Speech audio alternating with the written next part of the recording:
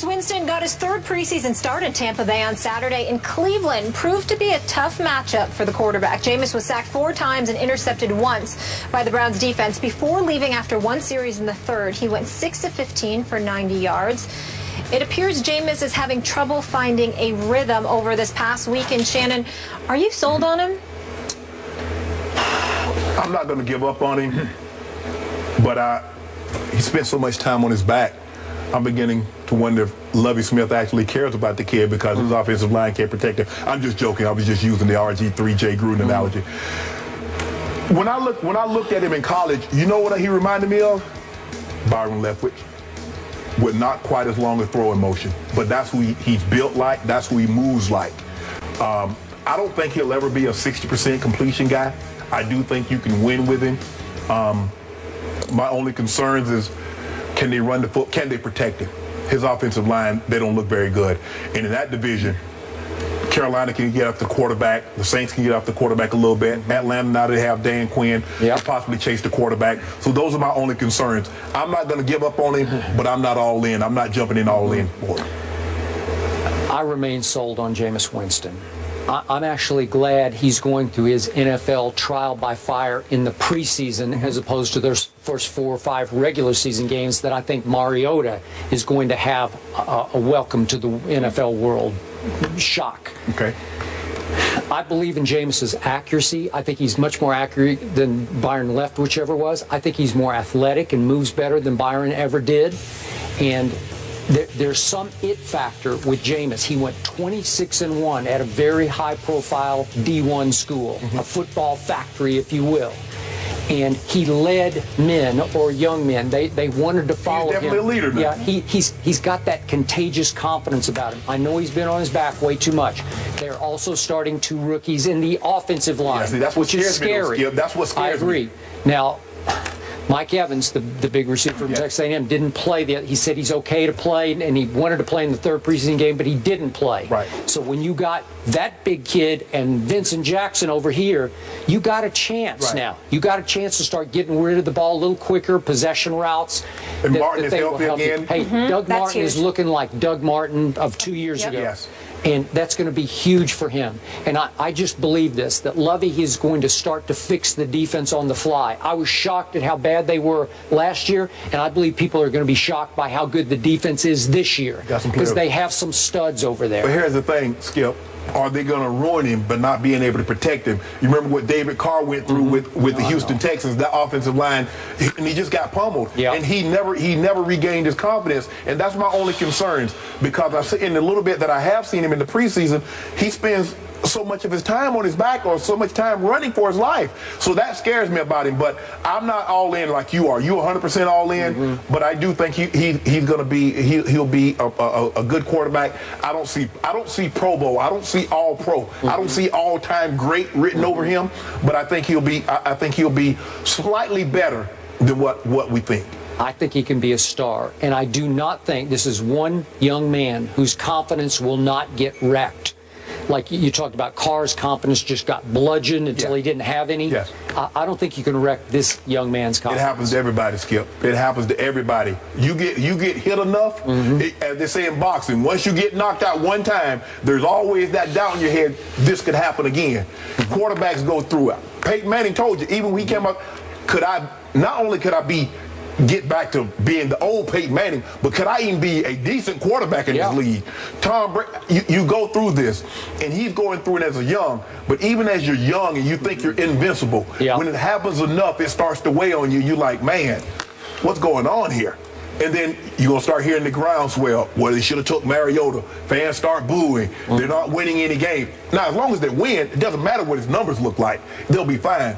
But what happens if they don't get off to that good start and he's still getting pummeled? Then what happens? Boy, you're down on every quarterback we talk about. I'm just realistic. Tony Romo, Sam Bradford, I'm not down on Romo. Yes or no? You down on Mariota? I'm putting you on the spot here with the yes or no. I just haven't seen enough. I mean, I got to let them play. I got to see at least 8 games. Regular season games, yes. Meaningful games, not no preseason. 10 plays here, 20 plays there. Thank you. Got it. All right, we know the Eagles soared, but how about Tim Tebow? Oh, my God. Skip. find out if he's making Philly's roster next. You brought me back for this. Shannon can't wait for this. I got no comment. Shannon's hype. The Eagles beat the Packers 39-26 thanks to a strong first team. But how did one Tim Tebow, who had a chance to lock up a roster spot, look? Well, Chip Kelly called for his backup quarterback to run a two-point conversion twice. He failed both times. So did he blow it? The Eagles began trimming their roster yesterday and must finalize cuts by this Saturday, September 5th. Skip, you think Tebow made the team? Shannon Sharp, I have gone from no doubt he'll make the team to now I'm not sure. And I'll be the first to admit I am concerned for one Tim Tebow. Clearly, this is his last stop, his last chance, his last hurrah. And I see him under putting extreme pressure on himself, playing with and against fourth stringers every time he gets thrown into the game, except for those two-point conversion tries. And I'm starting to see what I saw in New England when he tried to make the Patriots under extreme fire, trying to compete with Tom Brady and Ryan Mallett. I'm seeing brain lock. I'm seeing paralysis by overanalysis, where you think yourself into oblivion. You're thinking so hard about, I'm supposed to do this, I'm supposed to come here, I'm supposed to do this, and then I'm supposed to read this, I'm supposed to look there, that he's not playing football the way he did when he got on that great roll in Denver back in 2011. And his stats have been okay. I don't even want to throw it. He's 10 out of 19. It's a little better than 50%. First outing, he threw 2 or 3 nice passes that Chip Kelly actually pointed out and raved about. And then it wasn't so good in the second one, and it was maybe even a little worse than the third one. He only threw a couple of passes the other night, completed both of those. He's run 10 times for 50 yards. I think Chip Kelly loves him as a guy. How can you not? Because he's everything you'd want to coach. So it's up to Chip Kelly to be that against the grain guy, the one guy in the league who would say, no, I'm going to keep him. As he keeps saying, he's a quarterback, but will he be a gadget guy on two-point conversions? Will he be able to beat out a Matt Barkley, who's actually played pretty well at times in this? And the news was, and I was reporting this before the Tebow announcement, Matt Barkley was on the trading block, and I think they thought they had a deal done with the Miami Dolphins. They waited to announce the Tebow thing, and for some reason, the Dolphin deal fell apart, and Matt Barkley, as we know, is still an Eagle. So will Chip Kelly keep him because he hasn't seen enough from Tim Tebow, which brings me to Thursday night. I'm going to guess that Tim Tebow plays a lot more than just the fourth quarter on Thursday night. He might play a half. He might play, I don't know, 3 quarters, knowing Chip Kelly. And then we will see, even against a lot of backup players, if he can progress enough to convince Chip to keep him. I told all my Twitter followers, and I told my sister that we weren't going to talk about Tebow today.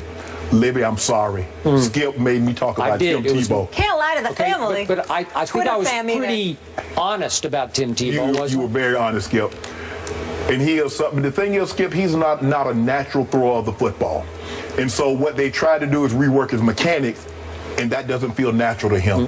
And eventually, no matter how much practice you get doing something, when you get in the bind, you will go back to what you know, muscle memory. We've heard people talk about it.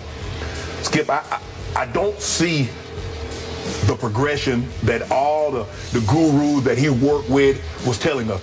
Tim Tebow is one of the 10 or 20 best throwers of the football. If you line them all up there, you couldn't tell them. That was from Tom House, my friend in L.A., who was tutoring Tim. And tutors Drew Brees and Tom Brady and everybody else. A lot of great quarterbacks. Yeah. I don't see it, Skip. I don't see that he's gotten better throwing the football. I don't see he's gotten better processing information, reading defenses. And as you mentioned, if he plays 3 or 4 quarters, let's say he plays 3 quarters on Thursday night.